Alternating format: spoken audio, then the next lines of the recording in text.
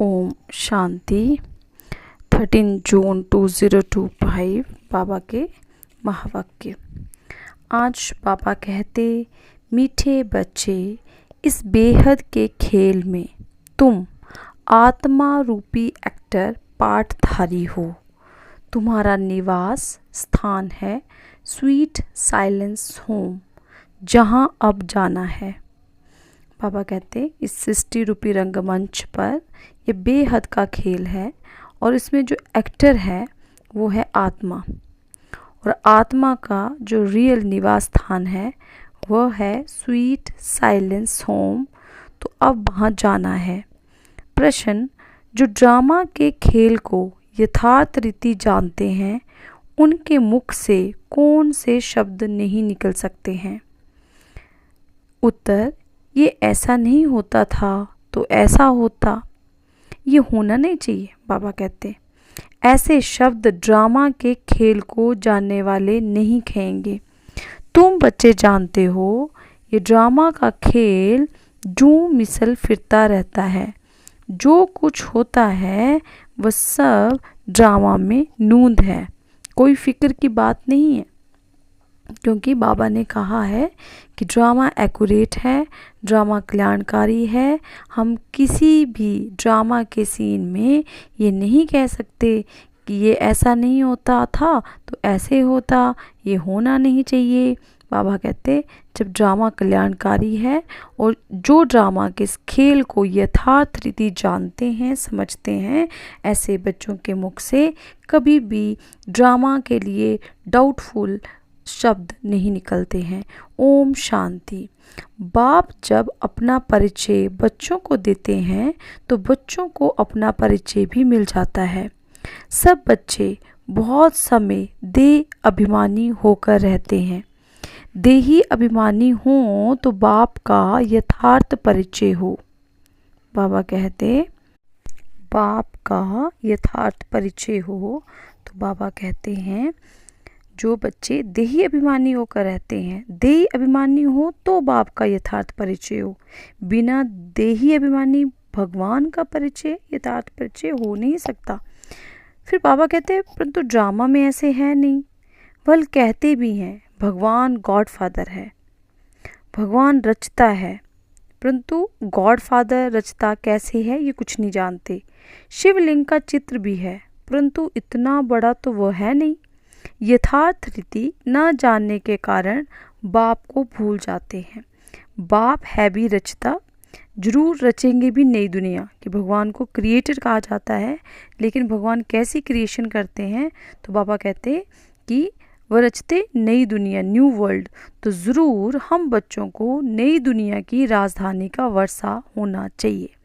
स्वर्ग का नाम भी भारत में मशहूर है। बाबा कहते, भारत में स्वर्ग की बड़ी बातें होती हैं, परंतु फिर बाबा कहते समझते कुछ भी नहीं। कहते हैं फलाना मरा स्वर्ग पधारा।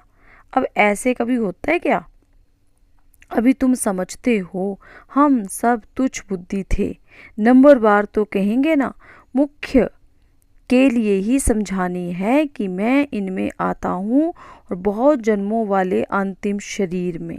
ये है नंबर 1। बाबा बात कर रहे हैं ब्रह्मा बाबा की, कि मैं ऐसे तन में आता हूँ जो तन काफ़ी जन्म, बहुत जन्म लिए हुए है, और जब उसका अंतिम जन्म होता है, अंतिम शरीर होता है, तब मैं उनमें प्रवेश करता हूँ। बच्चे समझते हैं, अभी हम उनके बच्चे ब्राह्मण बन गए, ब्रह्मा के तन में आए तो ब्रह्मा से जिसने ज्ञान सुना वो ब्राह्मण बन गए। ये सब है, बाबा कहते, समझ की बातें। बाप इतने समय से समझाते ही रहते हैं, नहीं तो सेकंड की बात है बाप को पहचानना। बाप कहते हैं, मुझे याद करेंगे तो तुम्हारे विकर्म विनाश होंगे। निश्चय हो गया, फिर कोई भी बात में प्रश्न आदि उठ नहीं सकता। बाप ने समझाया है, तुम पावन थे जब शांति धाम में थे। ये बातें भी तुम ही बाप द्वारा सुनते हो, दूसरा कोई सुना ना सके। तुम जानते हो हम आत्माएं कहाँ की रहवासी हैं। जैसे नाटक के एक्टर्स कहेंगे हम यहाँ के रहवासी हैं। कपड़ा बदल कर स्टेज पर आ जाएंगे, कपड़ा माना एक शरीर बदल कर फिर स्टेज में आ जाएंगे। अभी तुम समझते हो हम यहाँ के रहवासी नहीं हैं, ये एक नाटकशाला है। ये अभी बुद्धि में आया है कि हम मूल वतन के निवासी हैं, जिसको स्वीट साइलेंस होम कहा जाता है। इसके लिए ही सब चाहते हैं, क्योंकि आत्मा दुखी ही है ना, तो कहते हैं हम कैसे वापस घर जाएं। घर का पता न होने के कारण फिर भटकते हैं। अभी तुम भटकने से छूटे। बच्चों को मालूम पड़ गया है कि अभी तुमको सचमुच घर जाना है। अहम आत्मा कितनी छोटी बिंदी है, ये भी वंडर है जिसको कुदरत कहा जाता है। इतनी छोटी बिंदी में मीन्स इतनी छोटी आत्मा में इतना पार्ट भरा हुआ है। परम पिता परमात्मा कैसे पार्ट बजाते हैं ये भी तुम जान गए हो। सबसे मुख्य बाबा कहते पाठधारी वो है करण करावन हार, है ना। तुम मीठे मीठे बच्चों को ये अभी समझ आया है कि हम आत्माएं शांति धाम से आती हैं। आत्माएं कोई नए थोड़े ही निकलती हैं जो शरीर में प्रवेश करती हैं, नहीं, आत्माएं सभी स्वीट होम में रहती हैं, वहाँ से आती हैं पाठ बजाने। सभी को पाठ बजाना है। बाबा कहते ये खेल है। ये सूर्य चांद स्टार्स आदि क्या हैं? तो बाबा कहते ये सब बत्तियां हैं जिसमें रात और दिन का खेल चलता है। कई कहते हैं सूर्य देवताए नमः, चंद्रमा देवताए नमः, परंतु वास्तव में बाबा कहते ये कोई देवताएं हैं नहीं। इस खेल का किसको मालूम नहीं है। सूर्य चांद को भी देवता कह देते। वास्तव में ये इस सारे विश्व नाटक के लिए बत्तियां हैं। हम रहवासी हैं स्वीट साइलेंस होम के। यहाँ हम पाठ बजा रहे हैं। ये जो मिसल चक्र फिरता रहता है, जो कुछ होता है बाबा कहते वो ड्रामा में नूंद है। ऐसा नहीं कहना चाहिए कि ऐसे नहीं होता था तो ऐसे होता। ये तो ड्रामा है ना। मिसला जैसे तुम्हारी माँ थी, ख्याल में तो नहीं था ना कि चली जाएगी। बाबा किसी बच्चे से बात करते हैं तो बाबा कहते हैं ऐसे मिसला तुम्हारी माँ थी, शरीर छोड़ दिया चली गई, तो ख्याल में भी नहीं था कि वो चली जाएंगी। अच्छा, शरीर छोड़ दिया तो बाबा कहते ड्रामा है ना। अब नया पार्ट बजा रही है, फिक्र की कोई बात नहीं। यहाँ तुम सब बच्चों की बुद्धि में है कि हम एक्टर्स हैं। ये हार और जीत का खेल है। बाबा क्लियर करते हैं कि जब यहाँ है आत्मा शरीर में पार्ट बजा रही है तो यहाँ हार भी होगी जीत भी होगी। तो बाबा कहते ये खेल चलता है। ये हार जीत का खेल माया पर आधारित है। माया से हारे हार है और माया से जीते जीत। ये गाते तो सब हैं परंतु बुद्धि में ज्ञान बाबा कहते जरा भी नहीं है। तुम जानते हो माया क्या चीज़ है? ये तो रावण है जिसको ही माया कहा जाता है। धन को संपत्ति कहा जाता, धन को माया नहीं कहेंगे। जैसे कई धन को भी माया कह देते हैं तो बाबा कहते धन को माया थोड़े ना कहेंगे। मनुष्य समझते हैं इनके पास बहुत धन है तो कह देते माया का नशा है, लेकिन माया का नशा होता है क्या? माया को तो हम जीतने की कोशिश करते हैं। तो इसमें कोई भी बात में संशय नहीं उठाना चाहिए। कच्ची अवस्था होने के कारण बाबा कहते संशय उठता है। अगर ड्रामा का पूरा नॉलेज नहीं, ज्ञान का पूरा नॉलेज नहीं, तो उसे बाबा ने कहा कच्ची अवस्था, और कच्ची अवस्था होगी तो डाउट्स उठेंगे। तो बाबा कहते अभी भगवानुवाच है, मीन्स भगवान के वचन है। तो फिर बाबा क्वेश्चन करते किसके प्रति? तो बाबा कहते फिर आत्माओं के प्रति। भगवान तो ज़रूर शिव ही चाहिए जो आत्माओं के प्रति कहे। श्री कृष्ण तो देहधारी है, वह आत्माओं प्रति कैसे कहेंगे? तुमको कोई देहधारी ज्ञान नहीं सुनाते हैं। बाप को तो देह है नहीं और सबको देह है। जिनकी पूजा करते हैं उनको याद करना तो सहज है। ब्रह्मा विष्णु शंकर को कहेंगे देवता, शिव को भगवान कहते हैं। शिव को कभी देवता नहीं कहते। ऊंच ते ऊंच भगवान, उनको देह है नहीं, कि शिव की कोई देह ही नहीं है। ये भी तुम जानते हो कि जब मूल वतन में आत्माएं थीं तो तुमको दे थी। पूछा बाबा ने क्वेश्चन कि मूल वतन में तुमको दे थी? नहीं, क्योंकि तुम आत्माएं थी। ये बाबा भी आत्मा है, सिर्फ वो परम है। जो शिव बाबा है वो परम है। इनका पाठ गाया हुआ है, पाठ बजा कर गए हैं, तभी पूजा होती है। परंतु एक भी मनुष्य नहीं जिसको ये मालूम हो 5000 वर्ष पहले भी परमपिता परमात्मा रचता आया था। बाबा कहते वो है ही हेवनली गॉड फादर। हर 5000 वर्ष बाद कल्प के संगम पर वो आते हैं, परंतु कल्प की आयु लंबी चौड़ी कर देने से सब भूल गए हैं। तुम बच्चों को बाप बैठ समझाते हैं, तुम खुद कहते हो बाबा हम आपसे कल्प कल्प मिलते हैं और आपसे वर्षा लेते हैं, फिर कैसे गंबाते हैं? ये बुद्धि में है। ज्ञान तो अनेक प्रकार के हैं, परंतु ज्ञान का सागर भगवान को ही कहा जाता है। अब ये भी समझते हैं विनाश होगा जरूर, आगे भी विनाश हुआ था, कैसे हुआ था ये किसको भी पता नहीं है। शास्त्रों में तो विनाश के बारे में क्या क्या लिख दिया है। पांडव और कौरवों की युद्ध कैसे हो सकती है? बाबा पूछते अभी तुम ब्राह्मण हो संगम युग पर, ब्राह्मणों की तो कोई लड़ाई है नहीं। बाप कहते हैं तुम हमारे बच्चे हो, नॉन वायलेंस, डबल अहिंसक। अभी तुम निर्विकारी बन रहे हो, तुम ही बाप से कल्प कल्प वर्षा लेते हो, इसमें कुछ भी तकलीफ की बात नहीं। नॉलेज बड़ी सहज है। 84 जन्मों का चक्र तुम्हारी बुद्धि में है। अभी नाटक पूरा होता है, बाकी थोड़ा टाइम है। तुम जानते हो अभी ऐसा समय आने वाला है जो साहूकारों को भी अनाज नहीं मिलेगा। बाबा कहते बड़े बड़े रिच लोगों को भी अनाज नहीं मिलेगा, पानी नहीं मिलेगा।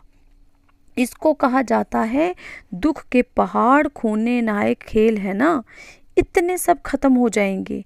कोई भूल करते हैं तो उनको दंड मिलता है। इन्होंने क्या भूल की है? तो बाबा देखो कितना अवेयर करा रहे हैं। सिर्फ एक ही भूल की है जो बाप को भूले हैं। ये भूल हुई कि भगवान को ही भूल गए, अपने बाप को ही भूल गए।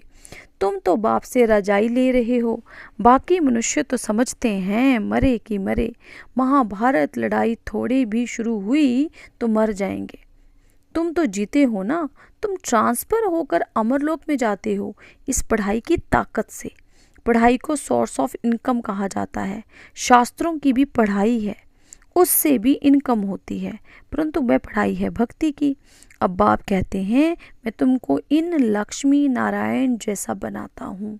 तुम अभी स्वच्छ बुद्धि बनते हो। तुम जानते हो हम ऊंच ते ऊंच बनते हैं, फिर पुनर्जन्म लेते लेते नीचे उतरते हैं। नए से पुराना होता है, सीढ़ी जरूर उतरनी पड़े। अभी सृष्टि की भी उतरती कला है। चढ़ती कला थी तो इन देवताओं का राज्य था, स्वर्ग था। अभी बाबा कहते नरक है। अभी तुम फिर से पुरुषार्थ कर रहे हो स्वर्गवासी बनने के लिए।